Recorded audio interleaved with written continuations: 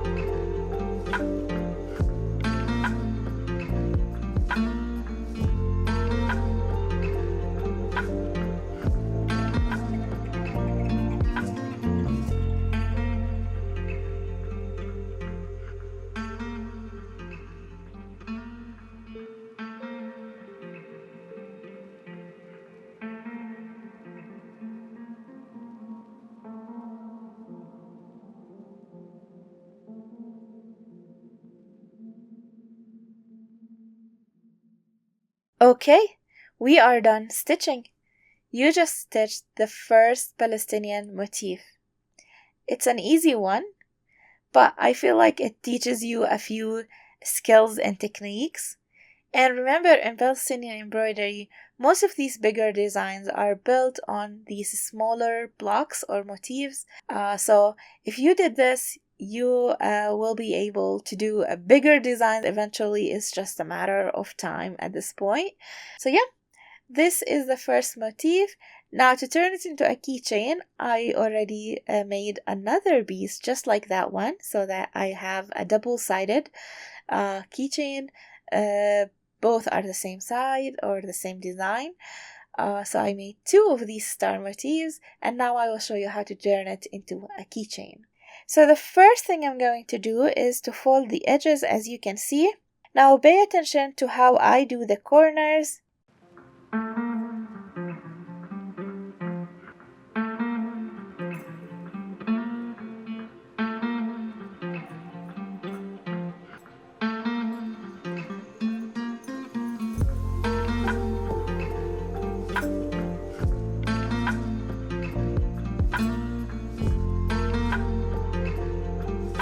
And then we iron it.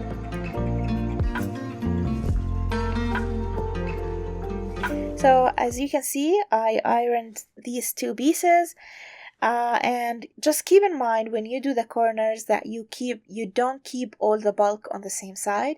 Meaning, if I made this corner, like folded it so that the fabric is on top, then the other corner next to it I will kind of tuck it in, and so on. So I work like one side up, one side down, and go all around the corners. That way, when I stack them on top of each other, all my corners will have an equal amount of the fabric, and not one corner will look super bulky and thick and the other one is like thin and uneven. So that's the idea behind it.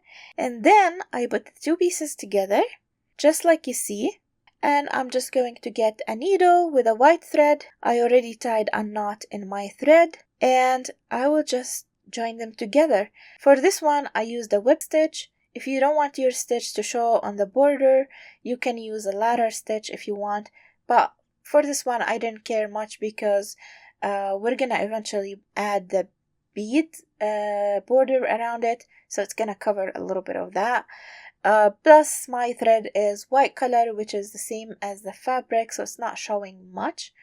And if you don't know what is a whip stitch, it's basically you just go from one side to another with your thread, as you can see on the screen. So I'll start doing that until I join all the sides together.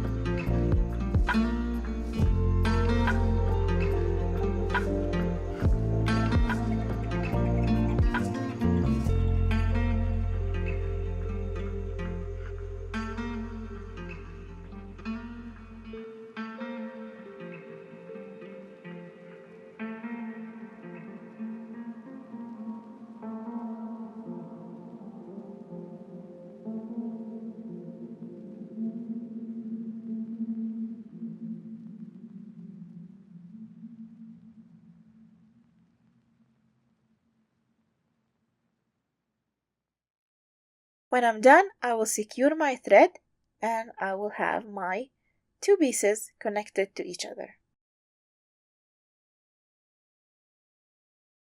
Alright, Once I'm done, I will add my beads, and to do this, I will again use a white thread and a needle. Please make sure that your needle is small enough to pass through the holes of your beads before you start, and then I will use the same stitch to attach those beads. So simply the same steps that I did earlier, but I add one bead each time I'm doing a stitch. To start attaching the beads, I did not do a knot in my thread because I didn't want the knot to appear on the edges of the keychain.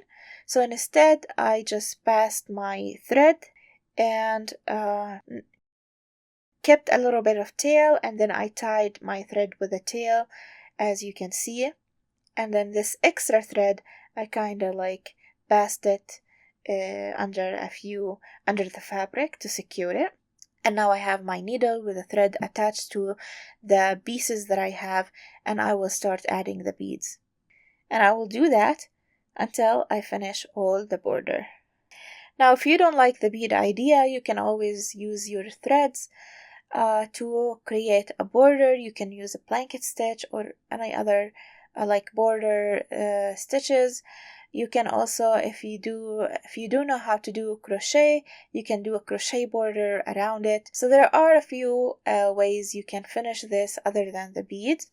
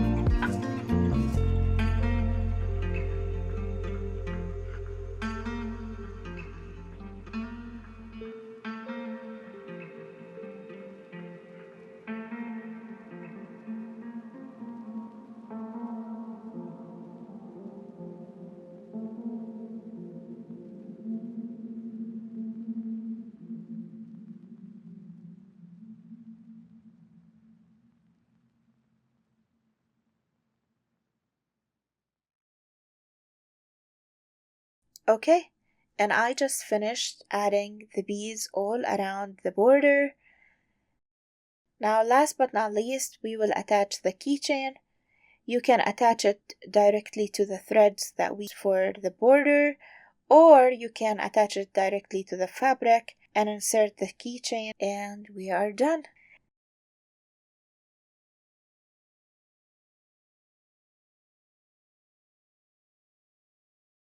Alright, we just finished our first Tatriz project together.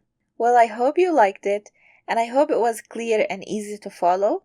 If you enjoyed it and you would like to practice a little more, I will leave these two patterns for you to practice. One of them is easy, just like the one that we did today, and the other one is a little bit bigger and more challenging if you are up to the challenge and would like to try it. And with that, we reach the end of today's video. If you have any questions, as usual, please leave them in the comments down below.